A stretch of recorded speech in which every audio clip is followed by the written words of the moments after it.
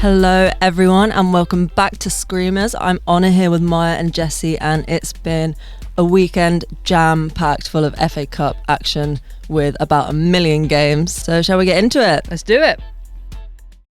Jessie, you were at the London Bees versus Liverpool game. I braved the very end of the Jubilee line. I was like, where am I, guys? Where am I? First off, shout out London Bees. Great stadium. Really nice. It's kind of difficult, isn't it? Because it's a game that you would expect Liverpool to win by dint of like the difference in league positions and leagues in itself. But also, it's Liverpool and it's been a season. So I was 15 minutes late schlepping over from Hackney from our own football training. So I missed the first 2 goals, including Denise O'Sullivan's debut goal, scored 16 hours after she signed with the club. So crazy. I was obviously at a different game, looked on FotMob and I was like, wow, quick work. Denise O'Sullivan, 6 minutes, and I got there, it was 2-0, and I was like, I swear to God, if these are the only 2 goals, and I've slept the whole way up here, I'm going to be fuming. But fortunately it was not. It ended 6-0. It's difficult, I think, to take a lot from the game because, again, of like the sort of difference in quality of the clubs.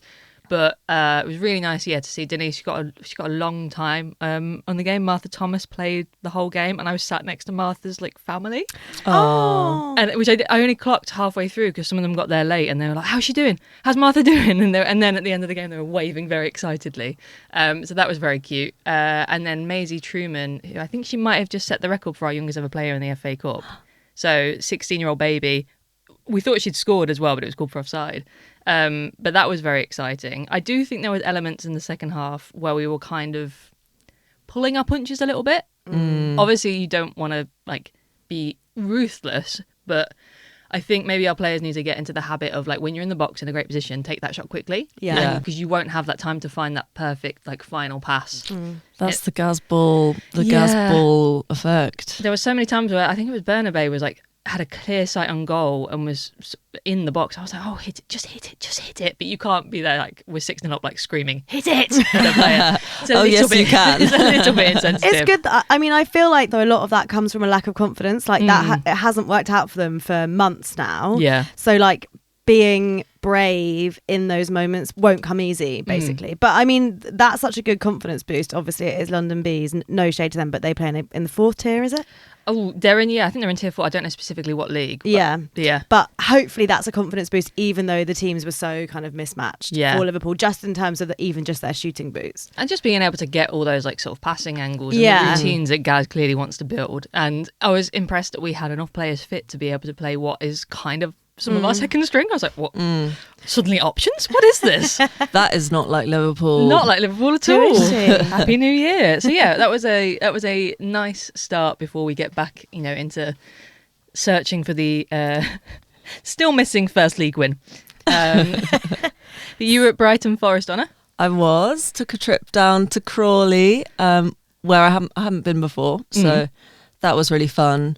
It's obviously nice ground, great chips.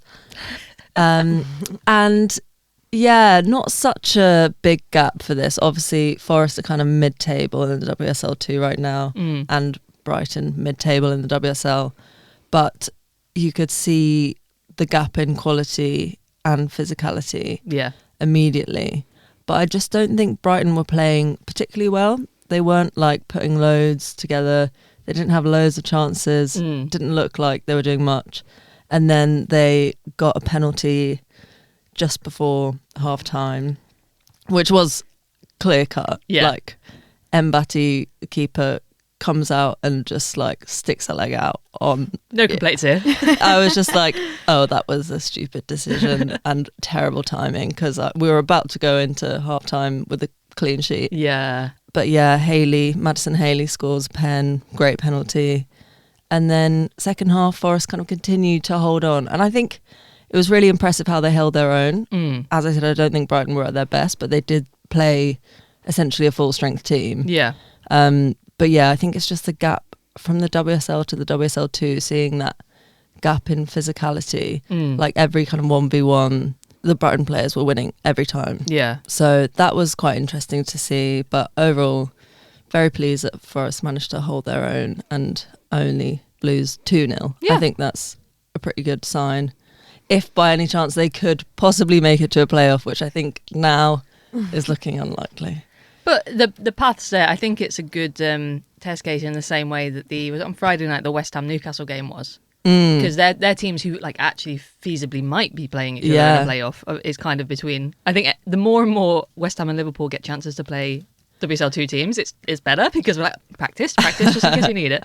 But that was a similar thing. Like I only caught the first half, but Newcastle were like really quite dominant in the first sort of 20 minutes. Didn't take advantage of it, and then obviously West Ham just have that kind of experience of seeing a game through. Yeah, and just that extra kind of strength and stamina to basically be able to completely finish off a team after they've been exerting loads and loads of effort. And we saw this as well with West Ham, I think, like in the earlier stages of the League Cup where they were battering like I think Portsmouth and stuff. And it's like, okay, actually, even from the very bottom of the WSL to like a decent championship side, there is a huge gap. Yeah. Which I think you really see like much more in women's football than men's football. Yeah. I think there's such a huge difference in resource in the women's pyramid compared to the men's as well. Yeah. I think also the pathway to being an elite player is so... It's so varied. It's like in the men's, a lot of them will come up, like you're saying, in the same pathway as the Premier League players, whereas that's just not the case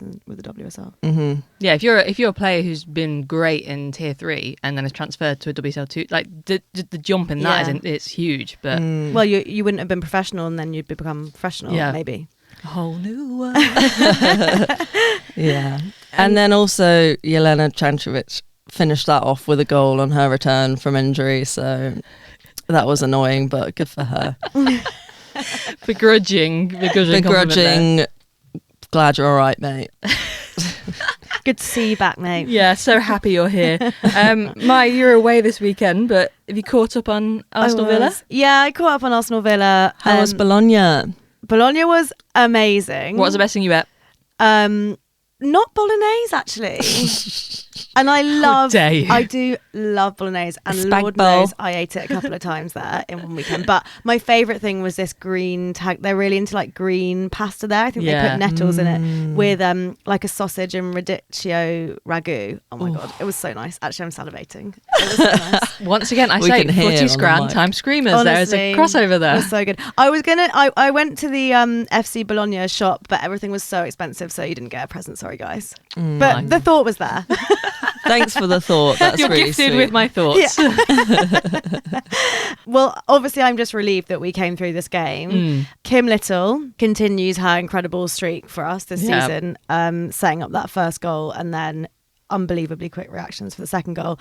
I think there was still so many missed chances and we're still having trouble finishing. There was a couple of Beth Mead shots that went wide, a couple of Stina Black-Sinius shots that went wide, although she did score a couple of Caitlin Fords. Is that not the Stina story? Yeah, she missed a bunch and then she scored.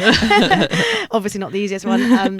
I don't know, it's just like we're still lacking that clinical edge, I think, but you can't really complain. I mean, I was worried about this tie. I think we got a really difficult tie compared to what we could have got in this round.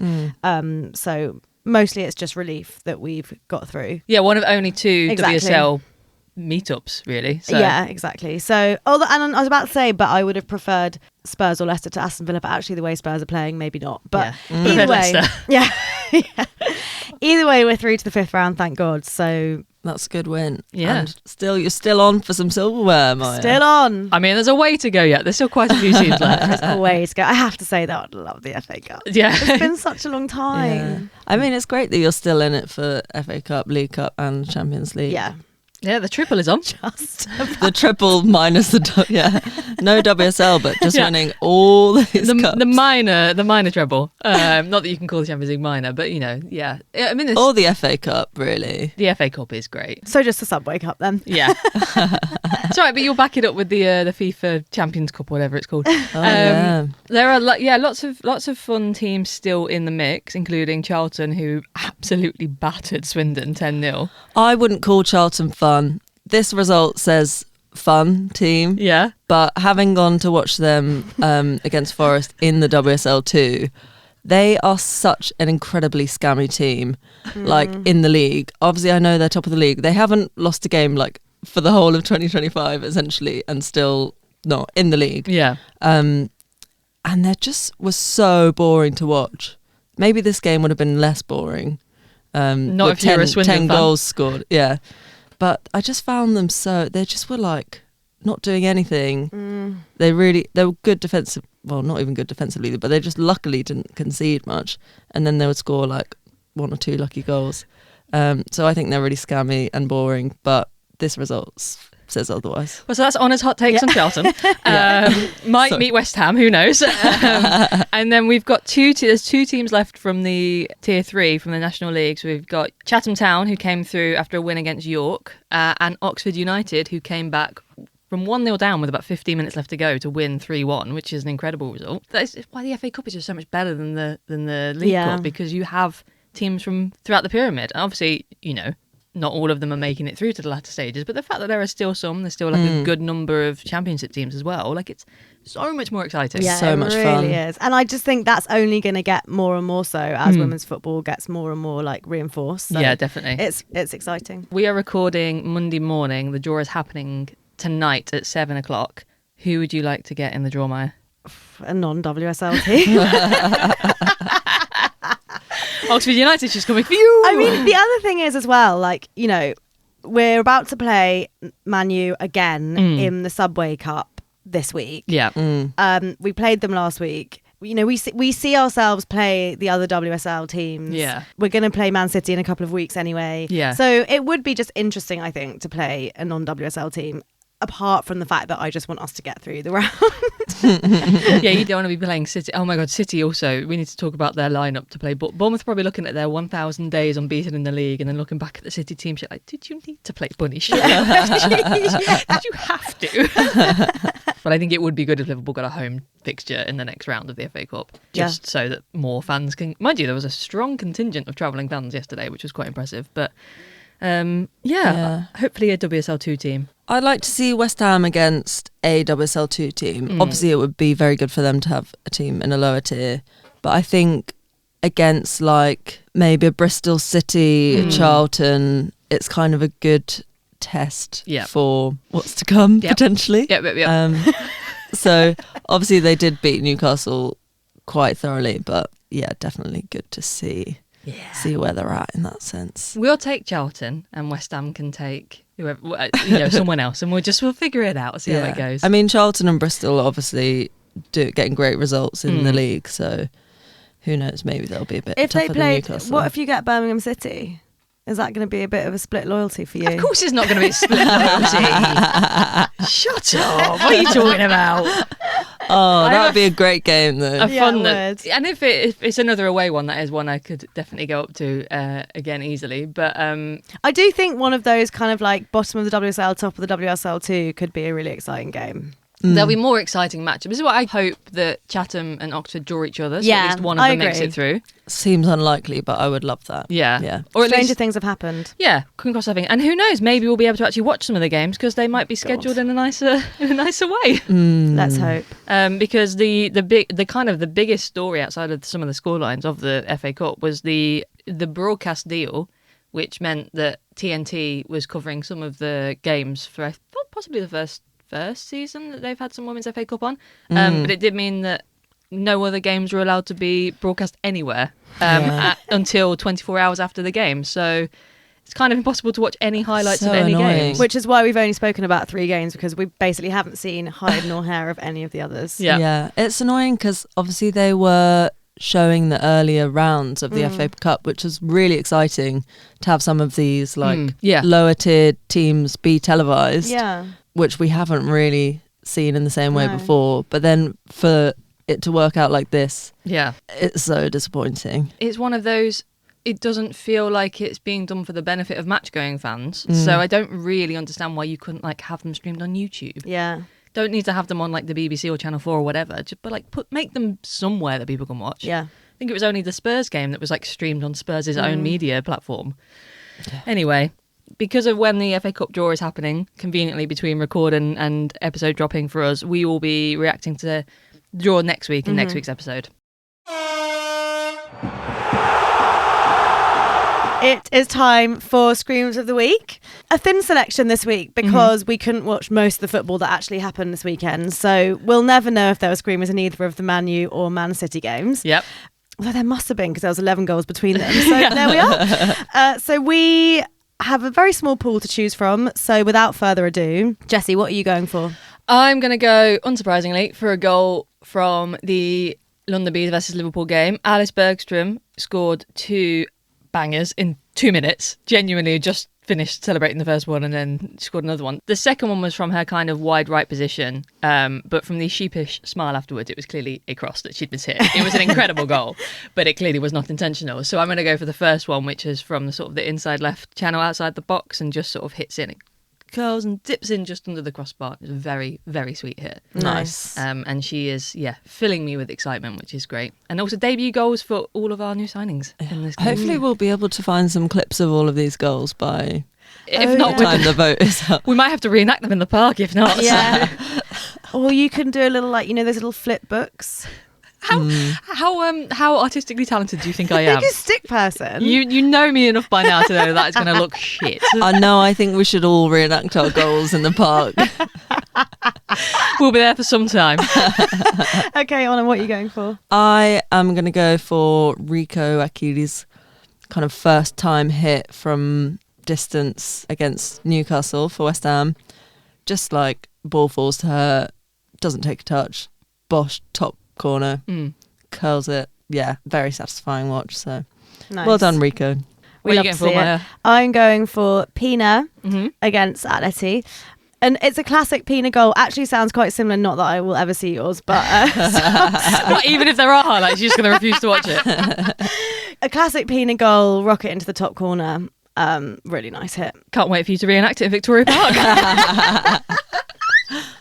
So we will post the clips or some approximation of the clips on Use our your imagination. Yeah, well, you know what a Pina goal looks like, so that's exactly. one. On our Instagram stories for you to take a look at if you haven't seen them, which you won't have, and you will then be able to vote for your Screamer of the Week on Instagram and on Spotify.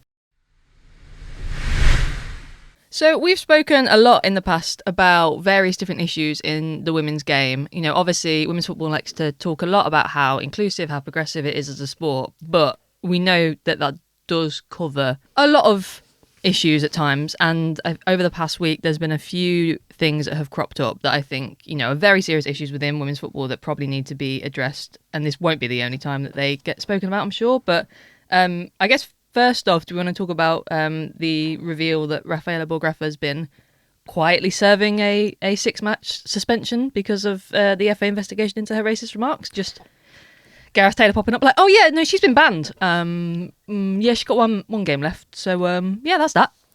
It's so bizarre, the lack of transparency around it, because they announced that there was going to be an investigation months ago. Yeah.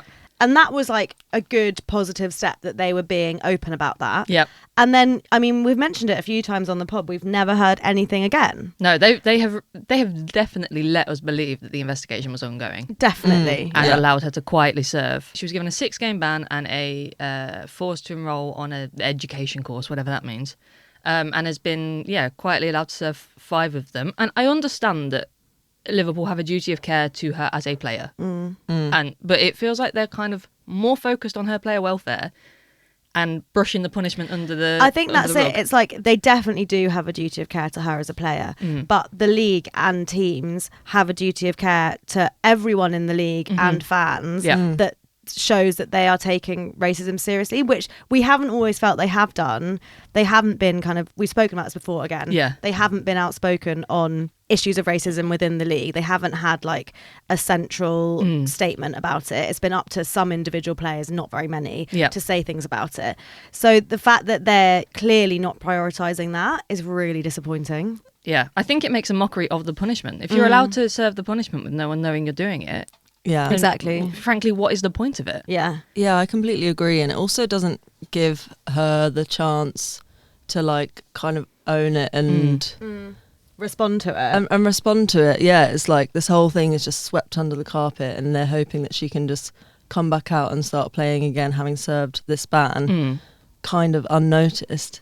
And I think, I mean, it's good that they're doing this education course. Who knows what the hell that is. What the hell that is. Maybe she will learn. Yeah. Like, great if she does. I hope she does after the 6-game ban. But yeah, I think to just not acknowledge it at all, and for her to not issue any kind of statement or apology or You're accepting right. what she's done. I think you're right. The way, like, it's not only that they have like tried to protect her, but they've completely taken agency away from her to be able to like you say, make a statement or an apology. Yeah. So Gareth Taylor's statement over the weekend seems to be the only thing that Liverpool are going to say, and I'll be honest, I found his statement really quite poor. Focused more on that the investigation had dragged a bit. Well, I'm not sure. Again, that's how you should be referring to a thing. And focused about that it's been difficult on Rafa, but there was no mention on any kind of like, oh, we have continued to support the player or the individual who was affected by this. I feel like that was quite an important thing for you to maybe also mention, Gareth, that you're not just supporting. Yeah, it's not Borggräfe. victimless. Yeah, like there was somebody who was impacted by this, and it felt like he really missed the mark. I think this whole thing. I personally don't particularly want her to be playing for Liverpool again. Yeah. The general, I don't obviously cannot speak for all Liverpool fans. There is a bit of I did a bit of a temperature check, just sort of like looking on Twitter, and I think that is a sentiment shared by a not insignificant number of Liverpool fans. But I just think the way that the club has handled this is really quite poor. Yeah. I think, again, Liverpool fans are perfectly entitled to feel like that, and I completely understand and would probably feel the same, but it goes back to her not being given any opportunity to respond in the open. Respond and apologise. And people make mistakes and say stupid, flippant comments. Hopefully she has learned, but just for her to not have the chance to you do assume the worst, don't you? Yeah, you think, oh, she's not sorry, she's just doing this ban and she's racist and whatnot. But people can be stupid, and we can give grace to people if we know that they're trying to and presumably she hasn't served her ban kind of in secret as her choice. That's been a choice that's been made by Liverpool Football Club. I would assume so, yeah. I guess we won't know. Yeah, we'll never know. I think that's the difficulty, isn't it? It's the not knowing. And it makes it feel like, again, the league still hasn't figured out how it deals with issues of racism. Which I do think is so outrageous. Yeah. In our year 2026. Yeah. In this day and age. Exactly. It is. Big year.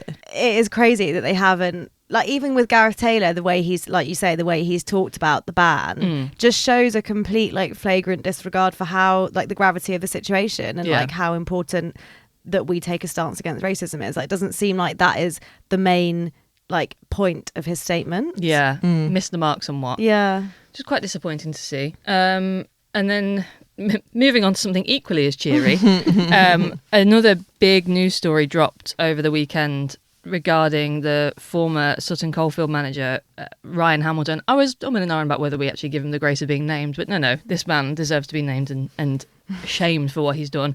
So he was the manager of Sutton Coldfield, who I think are in tier 3 or tier 4, I'm not sure, found guilty in December of 23 breaches of FA rules for a pattern of sexually improper and abusive behaviour. And the report came out over the weekend. So it was 4 players and a member of staff made complaints about him. And fuck me, the report is just horrific. So disturbing. The pattern, it had details of the messages he'd been sending, really, really, he was sending dick pics to players, and he was telling players that he was going to fuck them straight and putting them in situations where they were alone with him in changing rooms. And he refused to engage with the investigation. He didn't answer any messages from the FA, and it's just absolutely. I don't know what you do to stop people like this being in football. I mean, I just think a ban from football is not strong enough for that type of behaviour. Well, certainly not only for 12 years. Why is it not a lifetime ban? Well, exactly. And frankly, why are the police not involved? That's what I mean. It's multiple counts of sexual harassment. Yeah. Quite serious sexual harassment. Yeah. Surely that is a criminal case. It's not just a ban from football. Yeah. And you're right. A 12-year ban is who has come to that decision? That should be a life. He should not ever be able to work with footballers again. He should not ever have any involvement in the game at any level, any gender, anything. A person like that, it's the abuse of authority as much as it is the specific actions that he then took. It's there were some of the most heartbreaking things in the report was there were players being I came to this club because I thought he was a supportive manager, and I've never been afraid of a manager before him, and I didn't feel like I could speak out. And I think it was. They said they found there was evidence that the players had spoken to each other, but there was no collusion. This is not anything like that. But thank God that they were able to talk to each other, and they were so brave, the four of them and the member of staff, in like coming forward with that. What must that do to a football club, like in the wake crazy. of that now? Like it's horrendous.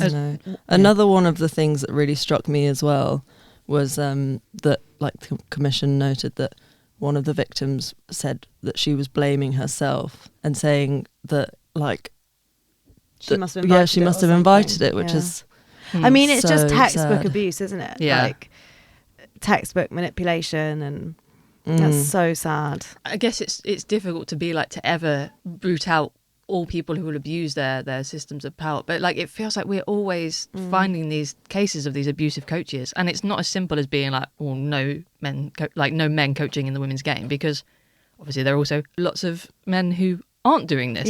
But it feels like, where are the safeguards in these clubs?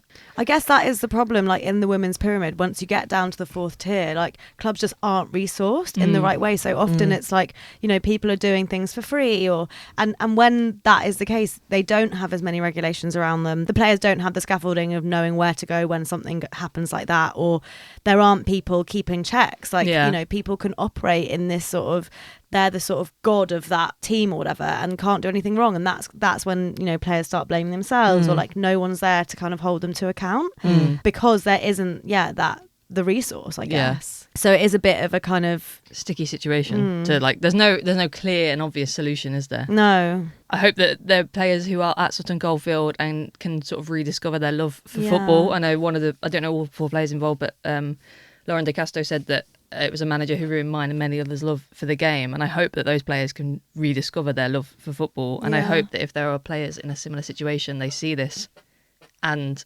feel able to speak up in a similar way. But just nasty stuff, but all the respect for the players who went through it. And before we go, should we take a look in at the second Woso Community Noticeboard of the year, seeing as we're still on our numbering convention? Who's got anything to add to the noticeboard this week? I've got a few. The first one is, did you guys see how Kristen Press and Tobin Heath won the 2016 trend? Yes. Oh my God. Yes. Are you joking? Did we see? Ping straight up. I was like, oh my God. For those who haven't been living on planet Earth and haven't seen it yet, they posted a picture of them kissing, and the caption was 2016 for the believers. Unreal. The comments were just like, so I just loved it. The comments were like, this has healed me, or like, we always knew. Like, it was, because for those who also don't live on planet Earth, they weren't public as a couple back in 2016. They were just supportive teammates, just really great national teammates. Yeah, who just really got on very well and shared a room, shared a house. Yeah, you know. Went everywhere together. Shared a room in their house. Yeah. I almost couldn't believe what I was seeing. I was like, oh my God, Kristen. Amazing. Also, like, I love that for them. What a way to. They're so funny about it now. I love it. Yeah, they did win the trend. That's it now. It's all cancelled. Yeah, it was the best. It was the best version I saw. The other thing that I saw as well was for fans of Heated Rivalry. Honor. Me. Have you seen about the real life lesbian Heated Rivalry? Yeah. Yeah. Don't worry. Jessie's looking blank, so I will explain it also for the listeners. There's an engaged lesbian couple who will be competing against each other at the Hockey Winter Olympics. So we will all be watching. So if Honor picks a Screamers of the Week that's an ice hockey goal, you know why. Exactly. And you know, there can be some real screamers in ice hockey, so maybe we can have an exception for a week. We can all pick ice hockey goals when it's a bit of a quiet week in football. Maybe we'll see how we go. Maybe I'll be watching the lesbians anyway.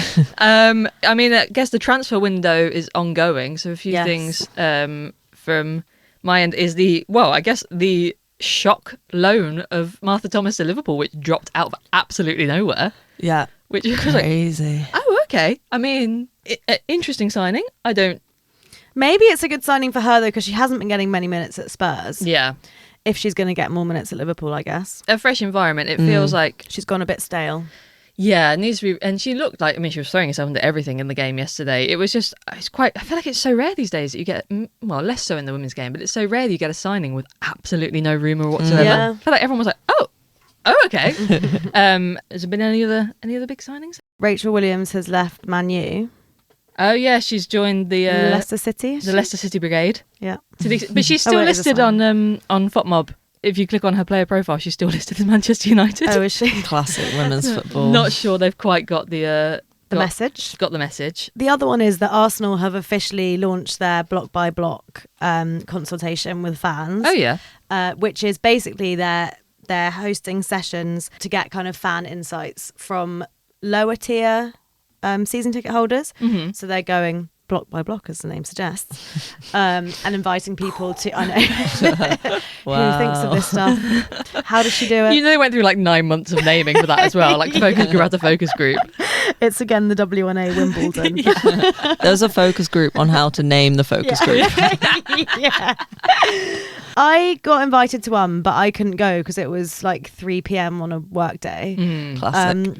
So that's a tiny bit irritating because I would love to go. But Yeah. but it looks like the sessions have been going really well, and I think it's their biggest ever focus grouping they've ever done. So Yeah. let's see.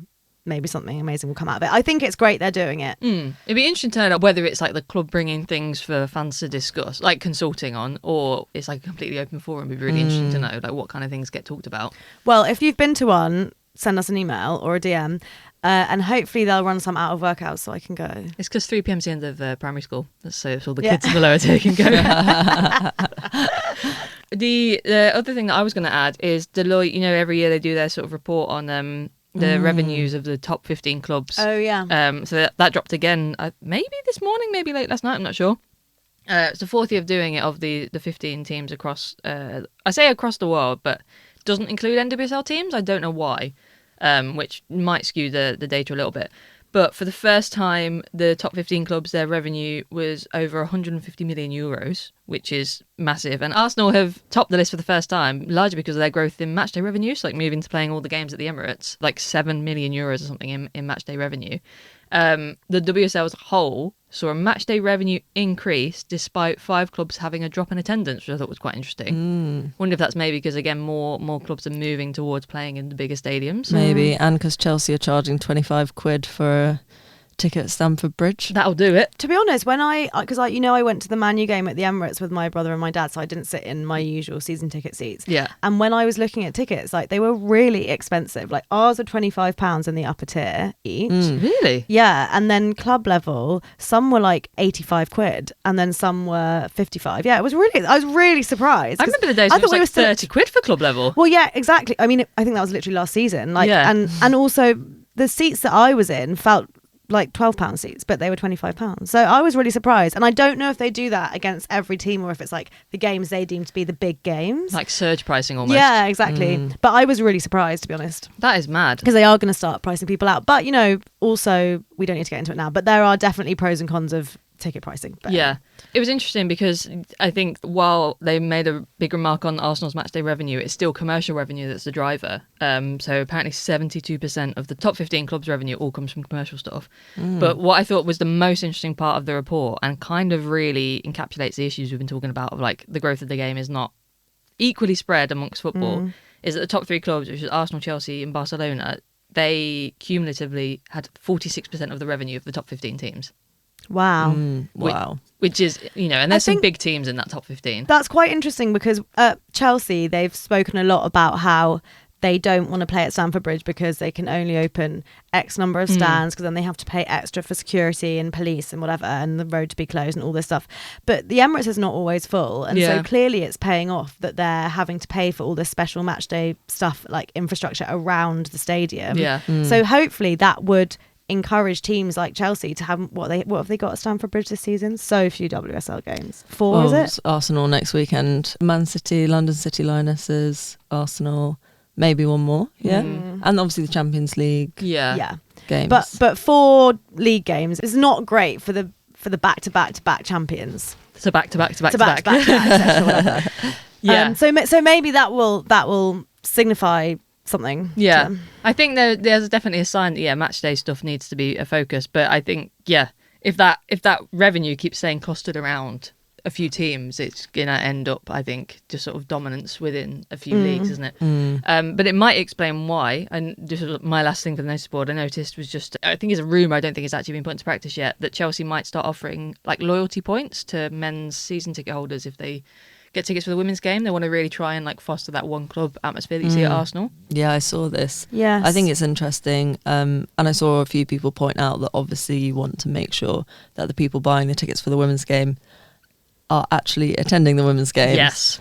Because I'm sure there are some people out there who would love some Chelsea loyalty points to be able to go to the men's games, who can afford to pay, £15-20 for one of the cheaper tickets and not turn up. Yep. So I think the way they manage that, if they do go ahead with that, will be important. And I'm sure they're aware of that. But yeah. No, it's a good point. Definitely something to bear in mind. And one of the more exciting notices is that you have a chance to come and hang out with us in person again when we're hosting one of our women's football quizzes, this time at the Volley. It's going to be mid-February. More details to come, which we will obviously speak about on the pod, social media. So don't miss it. Valentine's Day quiz. We're going to be getting all romantic up in the Volley.